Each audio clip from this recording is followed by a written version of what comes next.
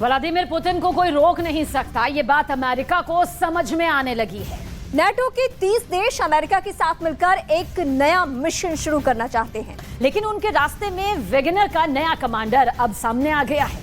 Wagner के नए chief को किलर ऑफ अफगानिस्तान कहा जाता है।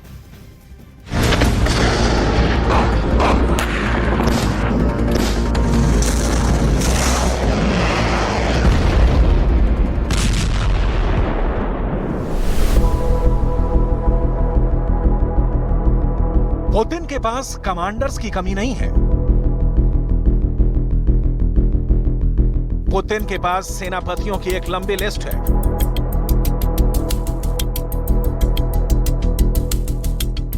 पुतिन को अगर किसी पर भरोसा नहीं है तो शख्स को निकाल बाहर कर उसकी जगह पर दूसरे भरोसेमंद आदमी को नियुक्त करना पुतिन के लिए बाएं हाथ का खेल है। जब वैगनर चीफ ने पुतिन के खिलाफ बगावत की थी, उसी वक्त यह तय हो गया था कि पिरोग्जिन के दिन अब बहुत थोड़े बचे हैं।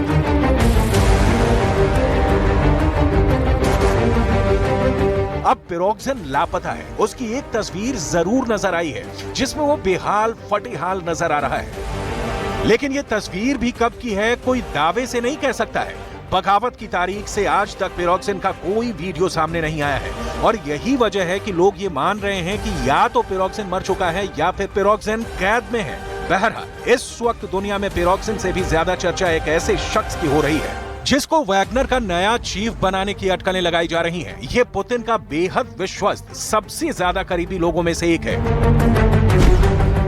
जिसको दुनिया अफगानिस्तान के किलर के नाम से जानती है। पुतिन के सीक्रेट सेनापति का नाम है आंद्रेई त्रोशोव, जो अफगानिस्तान के किलर के नाम से मशहूर है।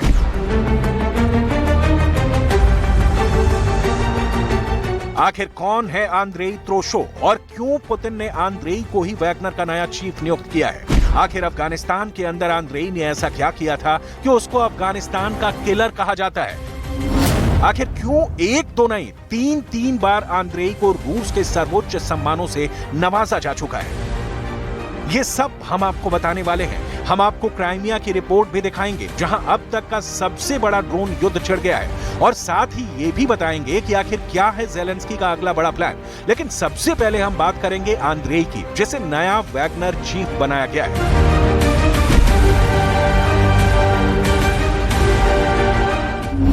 वैगनर के द्वारा तख्ता पलट करने की कोशिश के 5 दिन बाद पुतिन ने पिरोग्जिन और उनके कई टॉप फाइटर से बात की थी। इस दौरान वैगनर के भविष्य पर बात हुई थी। रिपोर्ट्स के मुताबिक पुतिन ने आगे काम करने के लिए उन्हें कई ऑप्शंस दिए थे। इनमें से एक ये भी था कि उनका हेड बदल दिया जाए। रूस की मीडिया के मुताबिक पुतिन ने वैगनर के नए हेड के लिए रिटायर्ड कर्नल आंद्रेई त्रोशोव का नाम सुझाया है। अगर आंद्रेई त्रोशेव वैगनर ग्रुप के चीफ बनते हैं तो वो पिरोग्जिन से ज्यादा चर्चा में रहेंगे। आंद्रेई अमेरिका के टॉप दुश्मनों की लिस्ट में भी शामिल है।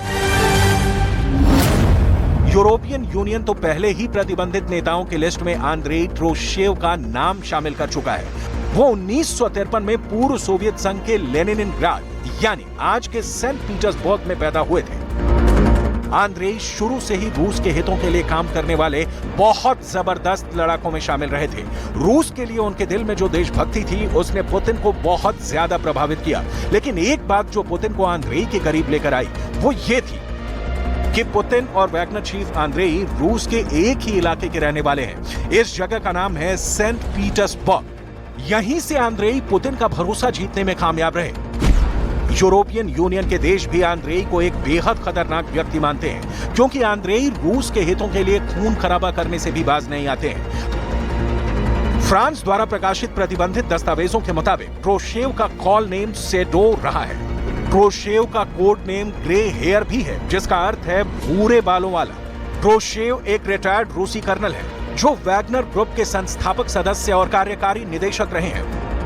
पुतिन के अलावा भी त्रोशेव रूस की कई हाई प्रोफाइल हस्तियों के काफी करीबी रहे हैं। इसमें वैगनर के संस्थापक दिमित्री उत्किन, रूस के सैन्य खुफिया विभाग GRU के अधिकारी और कमांडर अलेक्जेंडर सर्गेई विच, कुजनेत्सो और एंड्री बोगाटो शामिल हैं।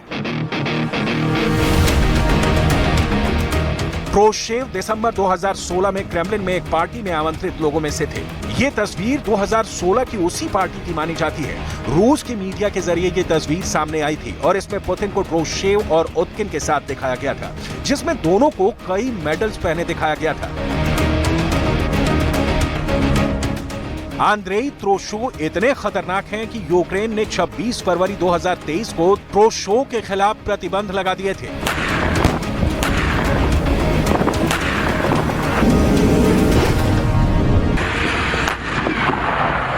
आंद्रेई त्रोशो को सीरिया और अफगानिस्तान में जंग लड़ने का अनुभव हासिल है और उन्होंने सीरिया में वैगनर के अभियानों में सक्रिय हिस्सेदारी निभाई थी।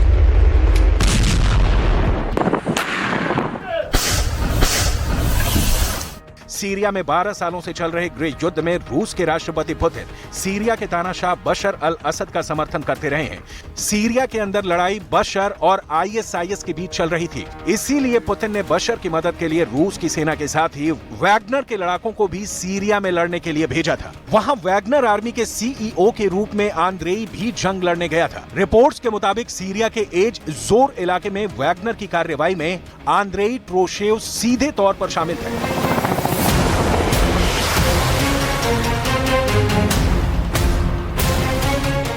दावा किया जाता है कि सीरिया के एज जोर इलाके में बहुत भीषण रक्तपात और कत्लेआम मचा था, जिसमें आंद्रेई त्रोशेव खुद भी शामिल था। आईएसआईएस के आतंकवादियों के बीच में तो आंद्रेई का नाम सुनते ही भगदड़ मच जाती थी, लेकिन आंद्रेई को रूस में सबसे ज्यादा लोकप्रिय इसलिए माना जाता है क्योंकि उन्होंने अफगानिस्तान के अंदर तालिबानियों के होश उड़ा दिए थे। यह कहानी 1979 से 1989 तक, यानी पूरे 10 साल तक चले सोवियत और अफगानिस्तान के युद्ध की है, जिसमें आंद्रेई स्वयंभू लड़ाकों की एक प्राइवेट आर्मी के सेनापति के तौर पर काम कर रहा था। वैसे अफगानिस्तान के पश्तूनों और तालिबानियों को पैदाइशी लड़ाका माना जाता है, लेकिन आंद्रेई और उसकी प्राइवेट आर्मी ने अफगानिस्तान के जंगी मैदान में बेहतरीन योग्यता का उदाहरण देते हुए ऐसे जौहर दिखाए थे कि तालिबानी भी मैदान छोड़ने पर मजबूर हो गए थे। अफगानिस्तान की बहादुरी के लिए आंद्रेई को 2 बार order of the red star का सम्मान प्राप्त हुआ था। यह रूस के किसी भी कर्नल और कमांडर के लिए बहुत बड़े गर्व का विषय होता है। सबसे खास बात यह है कि आंद्रेई अपने दुश्मन को मारने के लिए किसी भी हथियार का प्रयोग कर सकता है। वो युद्ध के नियमों का भी ख्याल नहीं करते हुए अपने दुश्मनों को बहुत निर्दयी और बेरहम मौत देने के लिए जाना जाता है।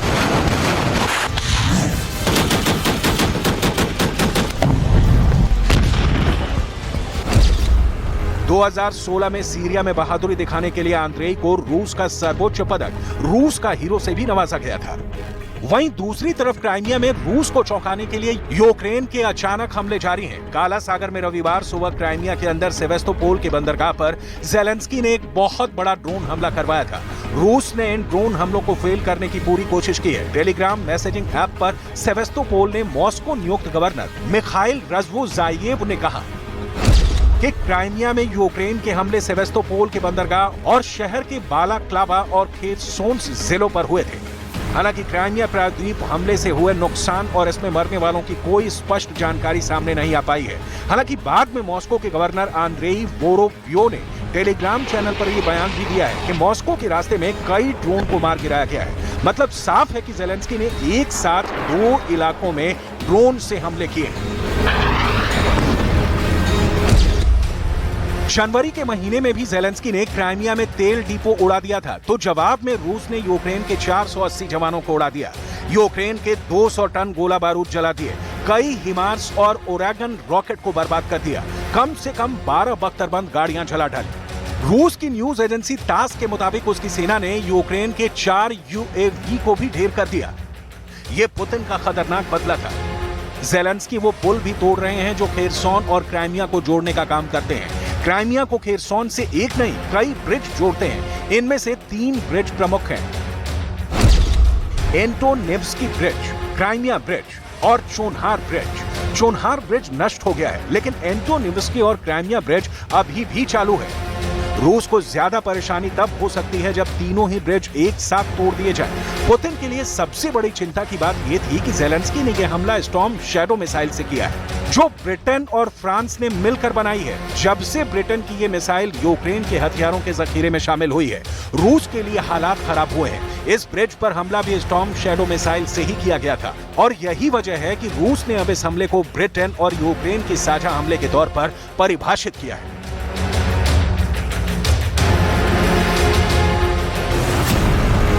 अब पुतिन को जीत दिलवाने की जिम्मेदारी आंद्रेई की भी होगी, क्योंकि बेलारूस में वैग्नर की मिलिट्री ट्रेनिंग शुरू हो चुकी है और बहुत जल्द ही आंद्रेई को उनका लीडर बनाकर पोलैंड पर हमला करने की तैयारी में लगना पड़ सकता है। कुल मिलाकर आंद्रेई को पोलैंड का ठेका देना युद्ध का रुख मोड़ सकता है। इस बीच एक अजीबोगरीब घटना घटी है।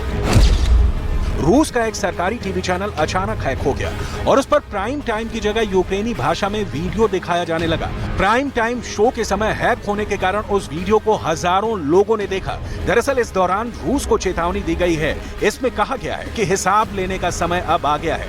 हालांकि रूस इसकी जांच कर रहा है। यानी युद्ध के मैदान में तो ज़ेलेंस्की काउंटर ऑफेंसिव में कोई बड़ा कारनामा नहीं दिखा पा रहे हैं, लेकिन फिर भी सरकारी टीवी चैनल हैक करने वाले यूक्रेन के हैकर्स अपना गुस्सा अलग अलग तरीके से निकाल रहे हैं।